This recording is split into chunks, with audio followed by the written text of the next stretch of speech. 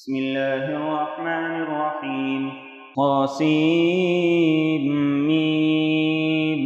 تلك آيات الكتاب المبين نتلو عليك من نبأ موسى وفرعون بالحق لقوم يؤمنون إن فرعون علا في الأرض وجعل أهلها شيعا يستضعف طائفة منهم يذبح أبناءهم ويستحيي نساءهم إنه كان من المفسدين ونريد أن نمن على الذين استضعفوا في الأرض ونجعلهم أئمة ونجعلهم الوارثين ونمكن لهم في الأرض ونري فرعون وهامان وجنودهما منهم ما كانوا يحذرون وأوحينا إلى أم موسى أن أرضعيه فإذا خفت عليه فألقيه في اليم ولا تخافي ولا تحزني إنا رادوه إليك وجاعلوه من المرسلين فالتقطه آل فرعون ليكون لهم عدوا وحزنا إن فرعون وهامان وجنودهما كانوا خاطئين وقالت امرأة فرعون قرة عين لي ولك لا تقتلوه عسى أن ينفعنا أو نتخذه ولدا وهم لا يشعرون وأصبح فؤاد أم موسى فارغا إن كادت لتبدي به لولا أن ربطنا على قلبها لتكون من المؤمنين وقالت لأخته قصيه فبصرت به عن جنب وهم لا يشعرون وحرمنا عليه المراضع من قبل فقالت هل أدلكم على أهل بيت يكفلونه لكم وهم له ناصحون فرددناه إلى أمه كي تقر عينها ولا تحزن ولتعلم أن وعد الله حق ولكن أكثرهم لا يعلمون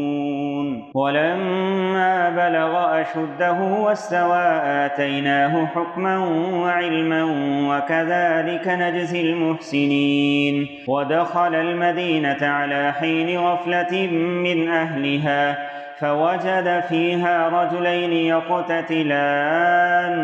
هذا من شيعته وهذا من عدوه فاستغاثه الذي من شيعته على الذي من عدوه فوكزه موسى فقضى عليه قال هذا من عمل الشيطان إنه عدو مضل مبين قال رب إني ظلمت نفسي فاغفر لي فغفر له إنه هو الغفور الرحيم قال رب بما أنعمت علي فلن أكون ظهيرا للمجرمين فأصبح في المدينة خائفا يترقب فإذا الذي استنصره بالأمس يستصرخه قال له موسى إنك لغوي مبين فلما أن أراد أن يبطش بالذي هو عدو لهما قال يا موسى أتريد أن تقتلني كما قتلت نفسا بالأمس إن تريد إلا أن تكون جبارا في الأرض وما تريد أن تكون من المصلحين وجاء رجل من أقصى المدينة يسعى قال يا موسى إن الملأ يأتمرون بك ليقتلوك فاخرج إني لك من الناصحين فخرج منها خائفا يترقب قال رب نجني من القوم الظالمين ولما توجه تلقاء مدين قال عسى ربي أن يهديني سواء السبيل ولما ورد ماء مدين وجد عليه أمة من الناس يسقون ووجد من دونهم امرأتين تذودان قال ما خطبكما قالتا لا نسقي حتى يصدر الرعاء وأبونا شيخ كبير فسقى لهما ثم تولى إلى الظل فقال رب إني لما أنزلت إلي من خير فقير فجاءته إحداهما تمشي على استحياء قالت إن أبي يدعوك ليجزيك أجر ما سقيت لنا فلما جاءه وقص عليه القصص قال لا تخف نجوت من القوم الظالمين قالت إحداهما يا أبت استأجره إن خير من استأجرت القوي الأمين قال إني أريد أن أنكحك إحدى ابنتي هاتين على أن تأجرني 8 حجج فإن أتممت 10 فمن عندك وما أريد أن أشق عليك ستجدني إن شاء الله من الصالحين قال ذلك بيني وبينك أيما الأجلين قضيت فلا عدوان علي والله على ما نقول وكيل فلما قضى موسى الأجل وسار بأهله آنس من جانب الطور نارا قال لأهلهم كثوا إني آنست نارا لعلي آتيكم منها بخبر أو جذوة من النار لعلكم تصطلون فلما أتاها نودي من شاطئ الوادي الأيمن في البقعة المباركة من الشجرة أن يا موسى إني أنا الله رب العالمين وأن ألق عصاك فلما رآها تهتز كأنها جان ولا مدبرا ولم يعقب يا موسى أقبل ولا تخف إنك من الآمنين أسلك يدك في جيبك تخرج بيضاء من غير سوء واضمم إليك جناحك من الرهب فذلك برهانان من ربك إلى فرعون وملئه إنهم كانوا قوما فاسقين قال رب إني قتلت منهم نفسا فأخاف أن يقتلون وأخي هارون هو أفصح مني لسانا فأرسله معي يرد أن يصدقني إني أخاف أن يكذبون قال سنشد عضدك بأخيك ونجعل لكما سلطانا فلا يصلون إليكما بآياتنا أنتما ومن اتبعكما الغالبون فلما جاءهم موسى بآياتنا بينات قالوا ما هذا إلا سحر مفترى وما سمعنا بهذا في آبائنا الأولين وقال موسى ربي أعلم بمن جاء بالهدى من عنده ومن تكون له عاقبة الدار إنه لا يفلح الظالمون وقال فرعون يا أيها الملأ ما علمت لكم من إله غيري فأوقد لي يا هامان على الطين فاجعل لي صرحا لعلي أطلع إلى إله موسى وإني لأظنه من الكاذبين واستكبر هو وجنوده في الأرض بغير الحق وظنوا أنهم إلينا لا يرجعون فأخذناه وجنوده فنبذناهم في اليم فانظر كيف كان عاقبة الظالمين وجعلناهم أئمة يدعون إلى النار ويوم القيامة لا ينصرون وأتبعناهم في هذه الدنيا لعنة ويوم القيامة هم من المقبوحين. ولقد آتينا موسى الكتاب من بعد ما أهلكنا القرون الأولى بصائر للناس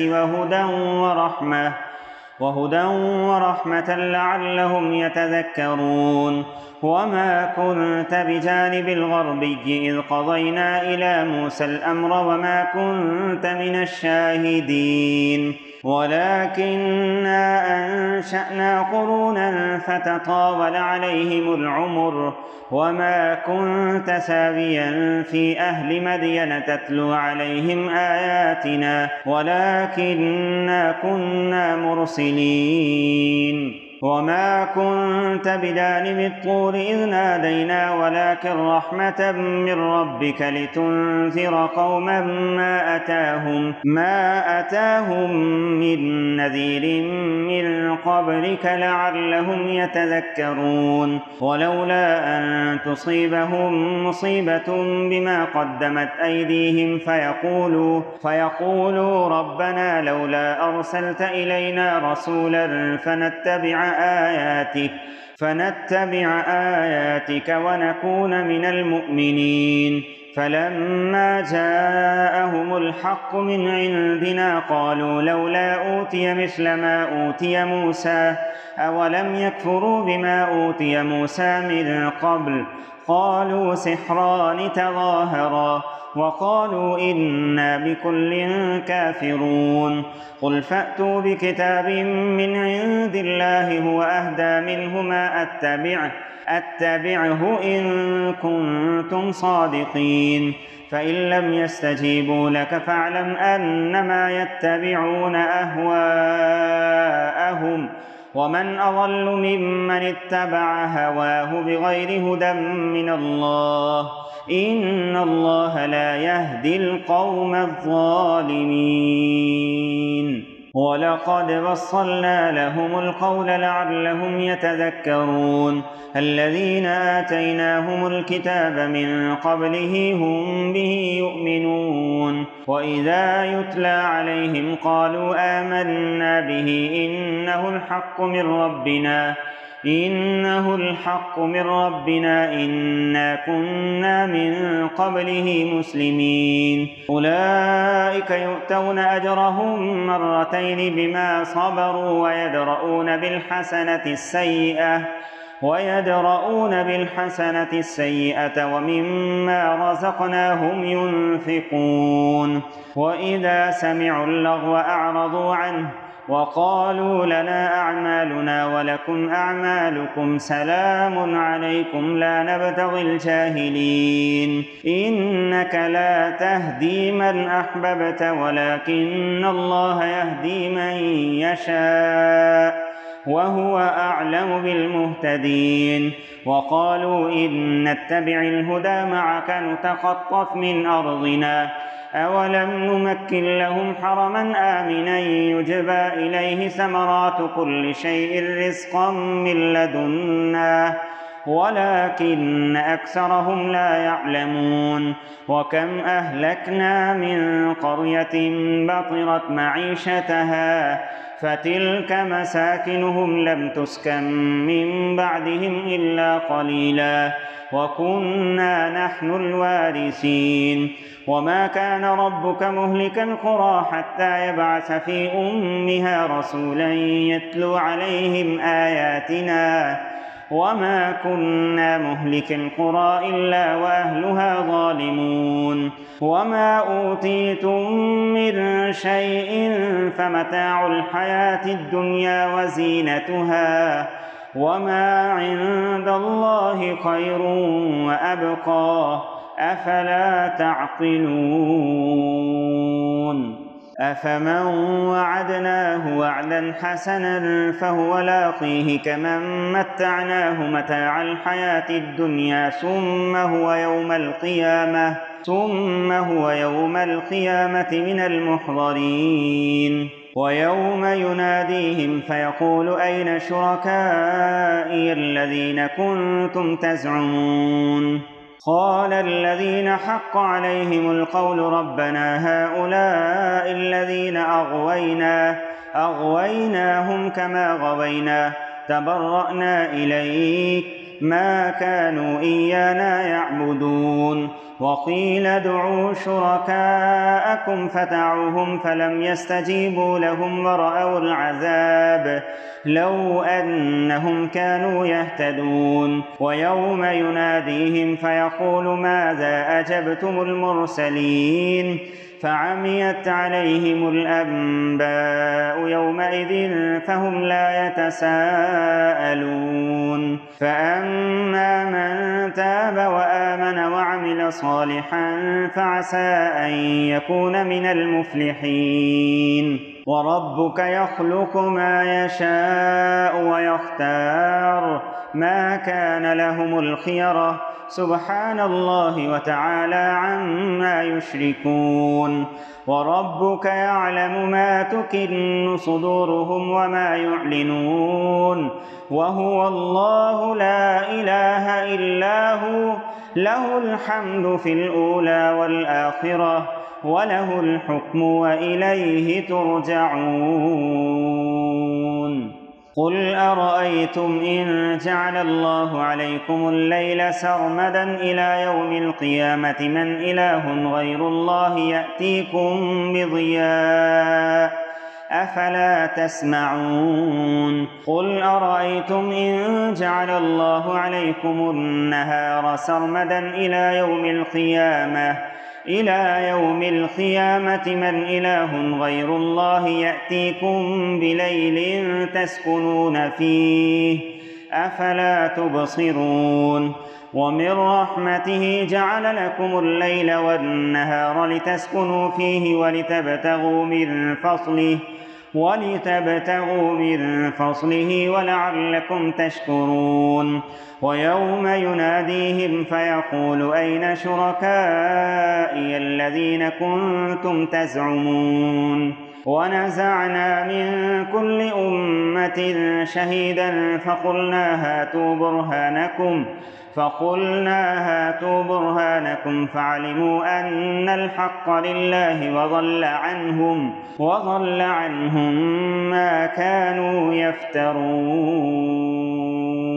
إن قارون كان من قوم موسى فبغى عليهم وآتيناه من الكنوز ما إن مفاتحه لتنوء بالعصبة أولي القوة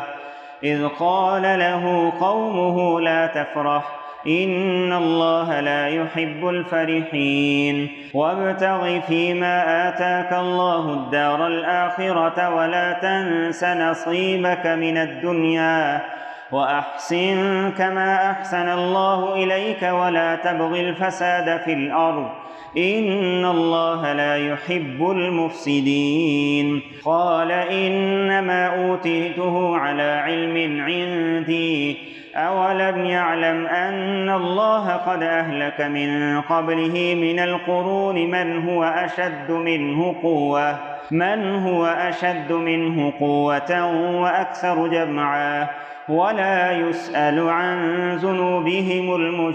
المجرمون. فخرج على قومه في زينته قال الذين يريدون الحياة الدنيا يا ليت لنا مثل ما أوتي قارون إنه لذو حظ عظيم. وقال الذين أوتوا العلم ويلكم ثواب الله خير لمن آمن وعمل صالحا ولا يلقاها إلا الصابرون. فخسفنا به وبداره الأرض فما كان له من فئة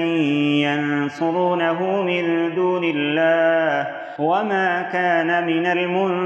المنتصرين. وأصبح الذين تمنوا مكانه بالأمس يقولون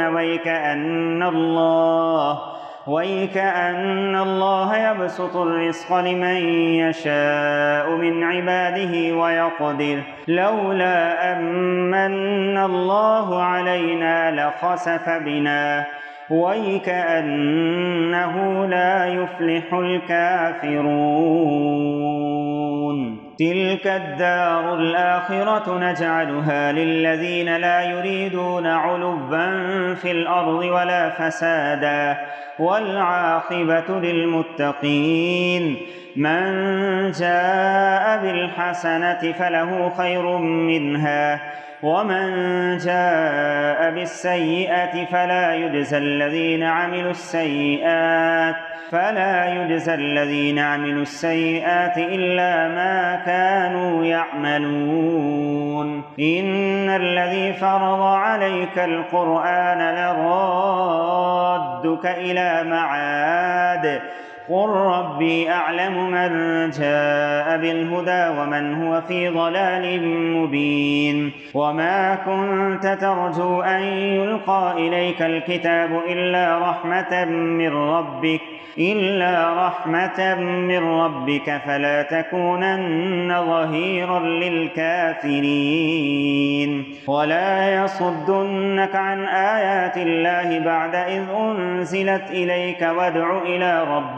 وادع إلى ربك ولا تكونن من المشركين. ولا تدع مع الله إلها آخر لا إله إلا هو كل شيء هالك إلا وجهه له الحكم وإليه ترجعون.